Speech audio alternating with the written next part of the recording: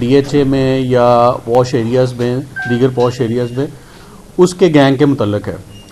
Major break through किया DSP rice और ये हमारे SP साहब आफ्ताब साहब ने और इनकी टीम ने डिफेंस में जो ये वारदातें कर रहे थे उनको गिरफ़्तार किया। 3 मुल्ज़मान हैं, ये बेसिकली किरण, आसिफ और जावेद।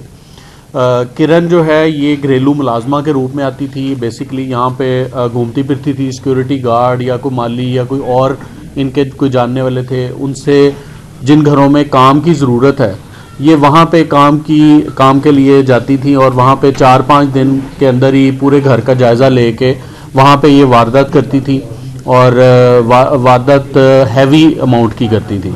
ये तीनों मुल्ज़मान पहले इस किरण को ट्रेस करके गिरफ्तार किए। ये अपने फेक ID कार्ड यूज़ करे, कोई इसका ID कार्ड ओरिजिनल नाम के साथ किसी भी घर में इसने मुलाजमत नहीं की। तो उसके बाद ये अपने फेक ID कार्ड से काम करने के बाद ये वारदात करते थे दीगर मुल्ज़मान की मदद से।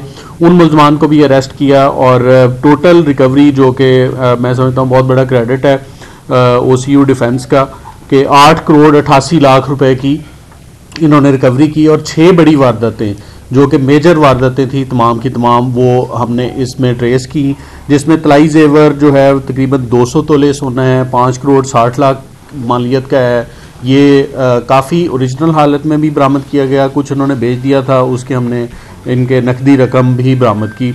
डायमंड जेवरात हैं जो कि 1 करोड़ मालियत के हैं, कीमती घड़ियाँ हैं और आर्टिफिशियल कुछ ज्वेलरी थी, ये कोई 1 करोड़ 39 लाख की है और रकम जो कैश बरामद हुई है वो 89 लाख है। तो 8 करोड़ 88 लाख की रिकवरी की गई इन 6 मुकदमात में।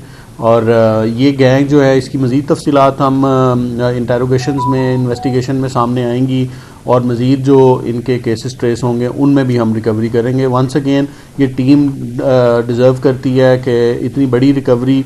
देखें लिमिटेड रिसोर्सेज के साथ ये तमाम चीज़ें की जाती हैं और बर्गलरी का वो केस होता है जो नकबजनी का जो है सबसे मुश्किल मेरे ख्याल में एज़ पुलिस ऑफिसर मैं समझता हूँ कि उसको ट्रेस करना है, क्योंकि रॉबरी के दौरान में कुछ क्योंकि एग्रेशन शो करते हैं और ज़्यादा लोग मिल के करते हैं और ज़्यादातर ये जो बर्गलरी के केसेस होते हैं कुछ तो घर वालों को पता ही नहीं चलता कि ये वारदात हो चुकी है और बाद में अपनी अलमारियों का और अपनी चीज़ों का जायज़ा लेते हैं तो उसमें ये वारदात हो चुकी होती है। तो इसलिए ये बड़ा मुश्किल सा काम होता है। तो इस में वंस अगेन इन्होंने बड़ा अच्छा काम किया है OCU डिफेंस ने।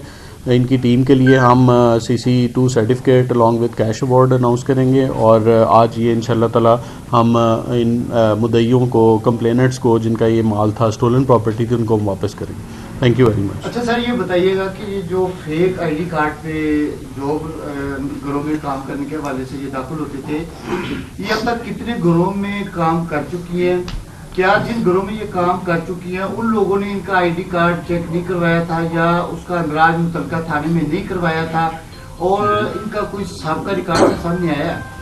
हाँ, ये इंटरेस्टिंगली ये लोगों की अवेयरनेस के लिए बड़ी इंपॉर्टेंट है। 6 घरों में ये काम कर चुकी है, इससे भी ज़्यादा कर चुकी होगी, मज़ीद तफसीलात आएंगी। 6 तो कंफर्म हो चुके हैं। तो उन तमाम घरों के साथ इसने ये वारदात की अपने साथियों के साथ मिलके। तमाम में अपना फेक ID कार्ड यूज़ किया और तमाम में डिफरेंट ID कार्ड्स यूज़ किए जो कि जाली ID कार्ड्स हैं। लेकिन घरों वालों की भी एक रिस्पॉन्सिबिलिटी है। जब पुलिस खिदमत मरकज़ में एक फैसिलिटी मौजूद है कि आप वेरिफिकेशन कर सकते हैं, सर्वेंट वेरिफिकेशन, तो ये किसी भी केस में इन्होंने सर्वेंट वेरिफिकेशन नहीं कराई। तो ये बड़ी इंपॉर्टेंट बात है जिसमें अगर वेरिफिकेशन ना कराएं तो आपके साथ इस किस्म की नुकसान हो सकता है और इस किस्म की संगीन वारदात हो सकती है। अच्छा इमरान साहब बताइएगा कि इस गैंग की वारदात का दुरानिया कितने अरसे पर हुई? 4-5 दिन के अंदर अंदर कर देते हैं। नहीं, ये कब कितने अरसे से वारदात कर रहे हैं? पिछले 1.5-2 साल से कर रहे हैं वारदात। अच्छा इमरान साहब ये बताइएगा कि साल 2024 खत्म होने को है, साल 114 से ज़ायद पुलिस मुकाबले हुए, इसमें CIA ने कितने पुलिस मुकाबले जो है वो किए और आप क्या समझते हैं कि जो क्राइम में कमी आई है ये पुलिस मुकाबलों की वजह से आई है? एग्रेसिव पुलिसिंग जो है वो जो ऑफेंसिव पुलिसिंग है वो होनी चाहिए, डिटेक्टिव पुलिसिंग होनी चाहिए। हम ये देखें जब भी हमारी डिटेक्शन बेहतर होगी तो हमारी कॉन्फ्रंटेशन होगी क्रिमिनल्स के साथ, और जितनी डिटेक्शन में आप सही डायरेक्शन में जाएंगे उतनी आपकी कन्फ्रंटेशन विद क्रिमिनल्स ज़्यादा होंगी। आर्म्ड कन्फ्रंटेशन की बात कर रहा हूँ जिनको आप इनकाउंटर्स का पुलिस इनकाउंटर्स कहते हैं। तो ये हमारे मैं आपको एग्जैक्ट फिगर आप बाद में शेयर कर दूंगा, बट ऑलमोस्ट 50% के करीब हमारे होंगे, इससे ज़्यादा शायद हों पुलिस कन्फ्रंटेशन से। अच्छा, इसको ये बता दीजिएगा जो शनाख्ती कार्ड उन्होंने बनवाए वो सिर्फ नाम और एड्रेस फेक था और बने नादरा से, या उन्होंने खुद ही बनाए हुए हैं? नहीं, बेसिकली ये नादरा का वो यूज़ करते हैं, ये जाली आईडी कार्ड हैं, अपने ओरिजिनल आईडी कार्ड कोई भी इस्तेमाल नहीं करता। नादरा से नहीं, नादरा से नहीं। जनरल साहब, एक बहुत बड़ी सरदर्द है हाउस रॉबरी, खवातीन की नौकरानियाँ, और इनके खुलेआम इनके जो है ना दफातर बने हुए, आप गाजी रोड चले जाएँ, वॉल्टन चले जाएँ, लाहौर के किसी भी कोने में चले जाए, बाकायदा दफ्तर बना हुआ है, वहाँ पे 2 लोग बैठे हैं, वो आपको बुलाते हैं, वो अपनी कमीशन भी लेते हैं। अच्छा, इसका जो चेक एंड बैलेंस जो है वो तो ऑपरेशन पुलिस ने करना है। अब वही लोग रिपीटर हैं, उनके पास से ये नौकरानियाँ निकल के आती हैं। वो जो मेन लोग हैं जिनको पता भी ये सारी औरतें वारदातें करती हैं, वो कारोबार करती हैं, उनकी तो एक रेगुलर ऑडिट सिस्टम मौजूद है जो कि DHA की या जो एरियाज़ हैं बैरिया टाउन के, वो ख़ुद भी इनको करते हैं, इनका ऑडिट, रेगुलर ऑडिट। पुलिस का ये प्योरली मैंडेट इस तरह से नहीं है, क्योंकि ये नॉर्मली जब एक विलिंगनेस के साथ हर बंदे ने वेरिफिकेशन करानी है।